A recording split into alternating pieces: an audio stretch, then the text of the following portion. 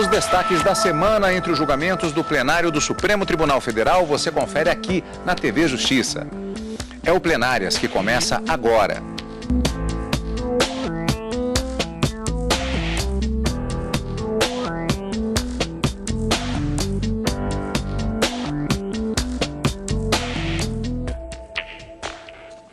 Hoje com os destaques das sessões plenárias dos dias 21 e 22 de junho de 2017. Karina, uma semana marcada por um único tema, na verdade, um único julgamento conjunto que trata de questão extremamente importante, debate bastante relevante e que foi muito forte no plenário do Supremo. Exatamente, Cadu. Assunto envolvendo a colaboração premiada feita pelos sócios da JIF e se essa colaboração premiada estaria sob a relatoria, permaneceria sob a relatoria do ministro Edson Fachin ou se deveria haver uma distribuição aleatória dentre outros ministros da Suprema Corte. E o principal ponto aqui que foi trazido é de que os fatos que estariam sendo investigados nessa colaboração premiada firmada entre o Ministério Público e os sócios da JIF não teriam relação com aqueles casos investigados na famosa e chamada Operação Lava Jato, que também está sob a relatoria do ministro Edson Fachin. Mas esse não foi o único ponto discutido nas sessões tanto de quarta como de quinta-feira no plenário do Supremo Tribunal Federal. Havia um pedido que foi protocolado e recebido como um nome de petição e o outro agravo em uma petição e que discutia, além dessa prevenção do ministro Edson Fachin, se haveria a manutenção da sua relatoria nesse caso, havia também uma discussão acerca dos limites de atuação do relator aqui no Supremo Tribunal Federal e quais seriam os limites para que ele pudesse analisar e homologar essas colaborações premiadas feitas aqui no âmbito do Supremo Tribunal Federal. E é interessante, Cadu, a gente fazer uma observação aqui, que esse Instituto da Colaboração Premiada, segundo o próprio ministro Edson Fachin, que votou na quarta-feira e até o presente momento, outros 6 ministros já acompanharam a decisão que foi proferida pelo relator na quarta-feira, ele disse que essa colaboração premiada, embora não seja uma inovação na legislação brasileira, ela foi abordada ou delimitada com uma maior profundidade em uma lei de 2013, que é a Lei do Crime Organizado, a Lei 12.850, que traz os limites da atuação do juiz, mas de uma forma bastante genérica. E a discussão é justamente para saber até que ponto o magistrado pode atuar nessa colaboração premiada. Num primeiro momento, o ministro Edson Fachin disse que na homologação dessa colaboração, o juiz ele deve ficar adstrito apenas ao exame de delibação, aspectos formais e materiais. E o mérito, aqui no Supremo Tribunal Federal, deverá ser analisado de forma colegiada, ou pelas turmas, ou pelo plenário. Esse foi de uma forma bastante sucinta, com o voto do ministro Edson Fachin, que foi seguido na quarta-feira pelo ministro Alexandre de Moraes e na quinta-feira pelos demais ministros que já votaram. Ainda faltam votar. Ministro Gilmar Mendes, Marco Aurélio, Celso de Mello, ministra Carmen Lúcia. O que para a semana que vem já há uma expectativa de que esse julgamento seja retomado e finalizado para saber exatamente quais são esses limites de atuação nessas colaborações aqui no Supremo Tribunal Federal. Pois é, Karine, nesta semana este julgamento começou exatamente na sessão plenária da quarta-feira. Vamos ver como foi. O julgamento foi motivado por uma ação do governador do Mato Grosso do Sul, Reinaldo Azambuja.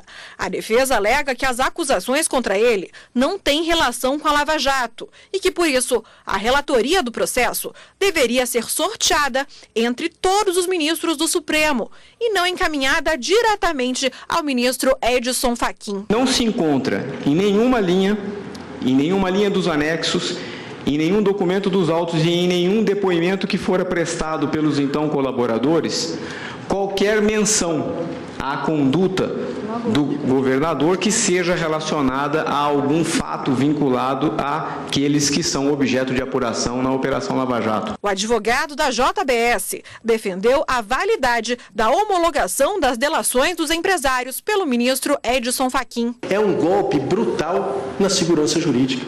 É a frustração dessa confiança legítima que um cidadão deposita no poder público.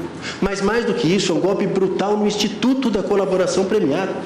Porque todos aqueles que eventualmente pensam em colaborar vão denotar ou vão perceber a fragilidade ou a relatividade do Instituto e dos pactos firmados entre o cidadão e o poder público. O ministro Fachin foi designado relator a pedido da Procuradoria-Geral da República, responsável pelo acordo com a JBS.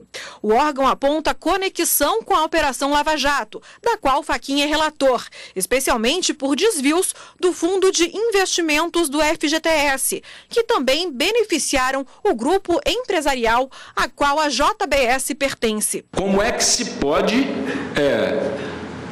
recusar um acordo quando se tem conhecimento de crime em curso, sendo praticado em curso por altas autoridades da República, porque a premiação seria alta, ou seria média, ou seria baixa? Teria condição o Ministério Público de dizer não quero, não vou apurar, porque sem a colaboração não há indicação do fato e não há indicação de prova, e vou permitir que essas autoridades continuem a cometer o crime, porque a premiação não deve ser essa ou aquela. A partir do questionamento do governador do Mato Grosso do Sul, o ministro Edson Fachin levantou uma questão sobre o papel do relator na delação. Ao iniciar o seu voto, o ministro disse que a homologação é de competência do relator, mas que a decisão final para avaliar o cumprimento dos termos e a eficácia do acordo é do colegiado do STF. O colaborador é, antes de tudo, um delituoso confesso. E, portanto, não se atesta a prioristicamente qualquer idoneidade nessas declarações que hão de ser verificadas. Portanto, muito menos investigar ou atestar a vericidade ou não dos fatos contidos em depoimentos prestados pelo colaborador ou das informações trazidas a respeito dos delitos por ele revelados. É evidente, assim, que a homologação judicial do acordo não pressupõe e não contém, nem pode conter, dizia então o ministro Teori, juízo algum sobre a verdade dos fatos confessados ou delatados. A colaboração é um meio e não um fim em si. Nesta corte, então, a última palavra será sempre a do colegiado, inexistindo como inexistem, no caso concreto, quaisquer óbices jurídicos, quer de índole subjetiva, quer de índole objetiva, aptos a impedir a atuação do relator, e o julgamento de mérito, de toda forma, será levado a efeito invariavelmente pelo colegiado de juízes do Supremo Tribunal Federal ao apreciar os termos e a eficácia do acordo de colaboração. Digo ainda, e em conclusão, que reside na ambiência inafastável do Tribunal Pleno a atribuição de juiz natural nos termos da competência diferida.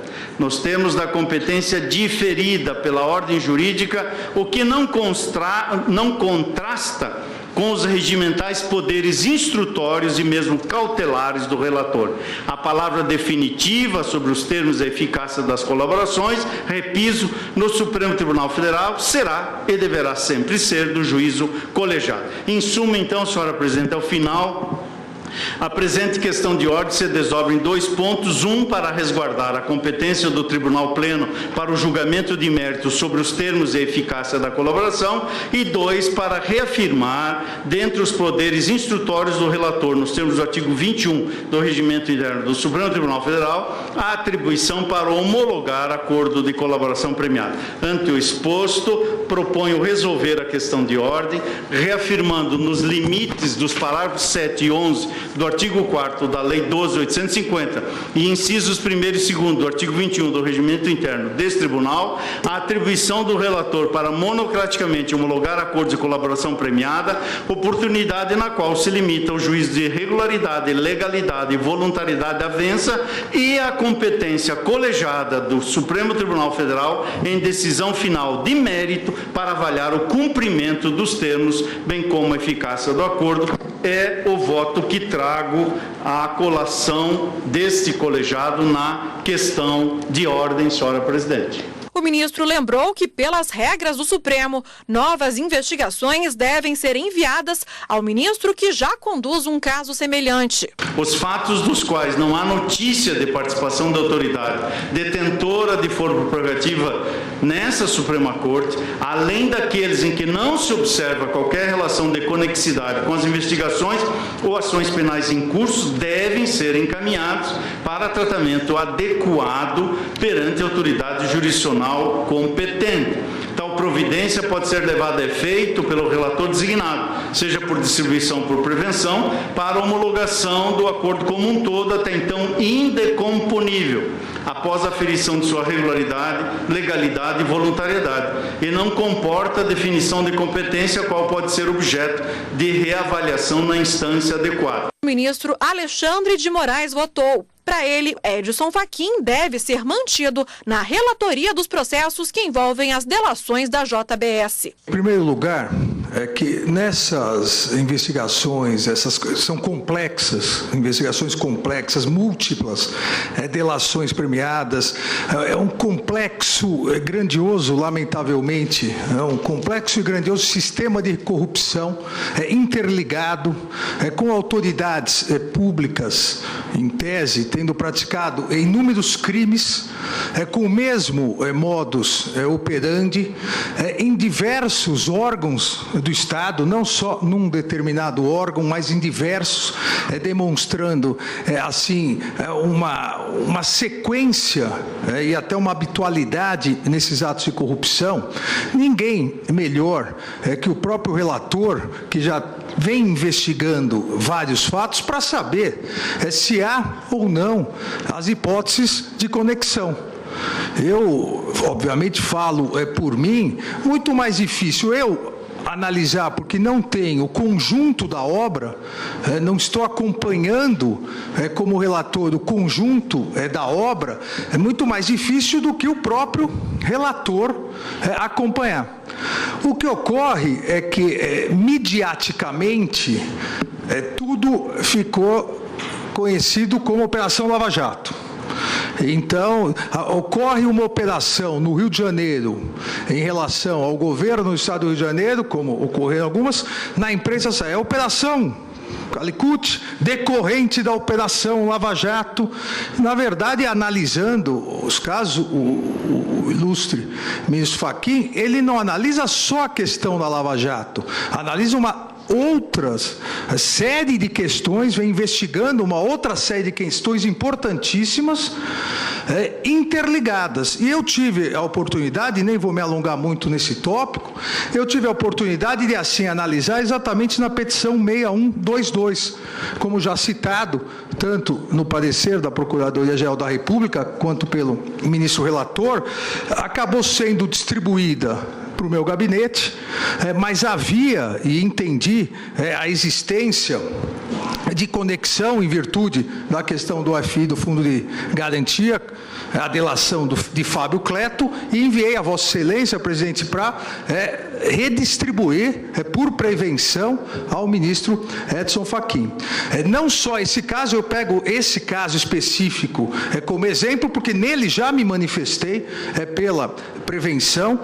Eu acompanho o voto de Sua Excelência, o ministro relator, no sentido da sua competência para homologação, mesmo que, como Vossa Excelência vem feito regularmente, no decorrer da investigação, ou se demonstre não haver forte ou nenhuma conexão, ou também na questão dos foros, outros foros, Vossa Excelência vem declinando sua competência. Mas isso não retira, ao meu ver, a competência inicial por prevenção. Então, acompanho Sua Excelência negando o provimento ao agravo.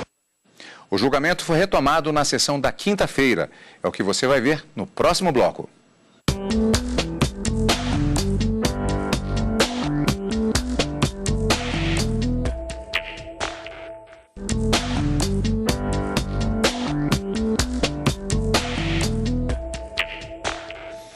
Estamos de volta com o Plenárias, com os destaques da semana no plenário do Supremo Tribunal Federal. Karina, como vimos no bloco anterior, nós tivemos o voto do ministro Edson Fachin na questão de ordem, na petição que trata da questão exatamente se o próprio ministro Edson Fachin deve ser mantido na relatoria dos processos que envolvem as delações da JIF ou JBS, de acordo com o referencial que seja tomado neste caso. E o voto do ministro Alexandre de Moraes foi o último na sessão da quarta-feira. 3 pontos especificamente foram adotados. O ministro Edson Fachin, no seu voto, que foi acompanhado logo na quarta pelo ministro Alexandre de Moraes, ele disse que os limites da atuação do magistrado nesse acordo de colaboração premiada, que segundo a própria legislação, a Lei 12.850 de 2013, proíbe a interferência do Poder Judiciário nessa fase preliminar, nesse acordo que é celebrado entre o Ministério Público e o depoente, diz que ele só deve analisar aspectos formais e materiais. E traçou 3 pontos. Deve-se analisar no momento da homologação do acordo a voluntariedade no momento de se estabelecer essa colaboração junto ao Ministério Público, a legalidade desse ato e também, no final, a regularidade dos termos que esse acordo foi firmado. E nesse ponto, analisaria-se já uma decisão de mérito para se saber o que foi prometido e se foi efetivamente cumprido. Então, o ministro, ele analisa que esses são os poderes, na verdade, os poderes que o relator teria no momento de se fazer essa homologação. Mas, durante o seu voto, ele diz também, há um primeiro momento nessa homologação em que haveria essa análise dos aspectos formais e materiais e o mérito, efetivamente, dessa colaboração deveria ser tomado por uma decisão colegiada e que envolveria a eficácia da colaboração efetivamente. Os termos do cumprimento desse acordo e a sua efetividade de acordo com a legislação e o próprio regimento interno do Supremo.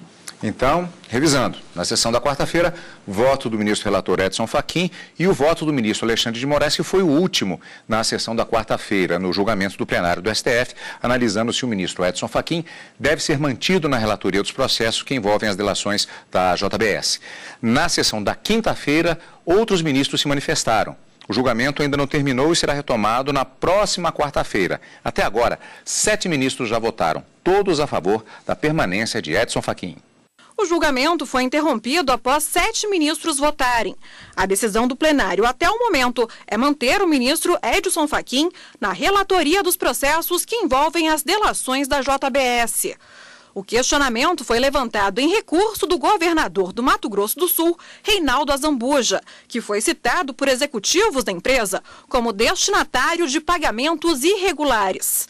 Segundo o governador, as acusações não têm relação com a Operação Lava Jato e, por isso, o caso deveria ter sido distribuído a outro relator.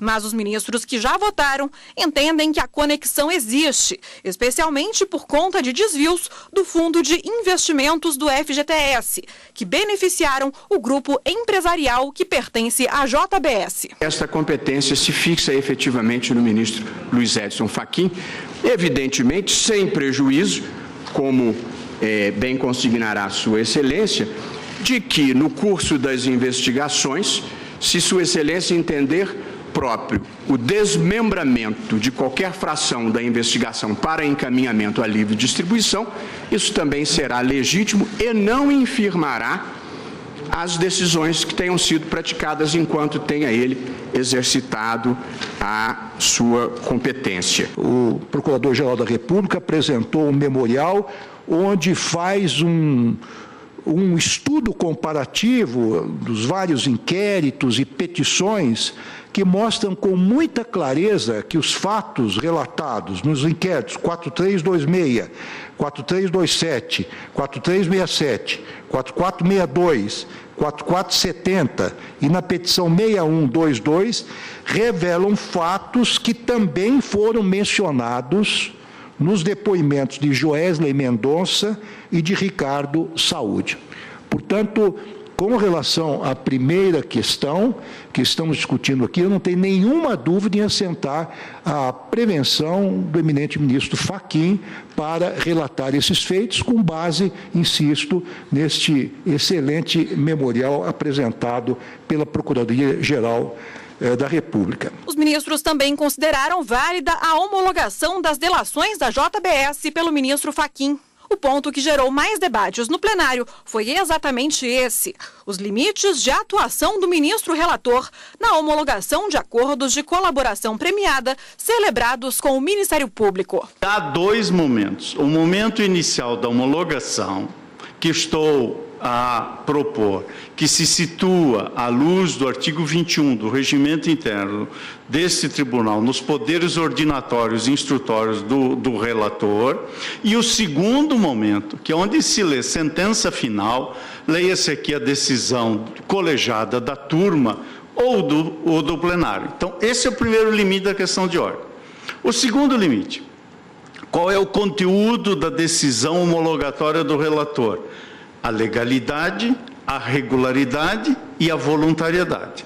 Isso corresponde a dizer, nos termos precisamente do parágrafo 4º, do artigo 4º desta Lei 12.850, que o exame do relator é um exame que confere existência e validade. Sou convencido de que a colaboração premiada, uma vez homologada, só não será honrada se o colaborador não cumprir com as obrigações que ele assumiu. Porque, do contrário, se o Estado, pelo seu órgão de acusação, firma um acordo de colaboração premiada, que ele, Estado, valorou ser do seu interesse, obtém as informações para punir réus mais perigosos ou crimes mais graves.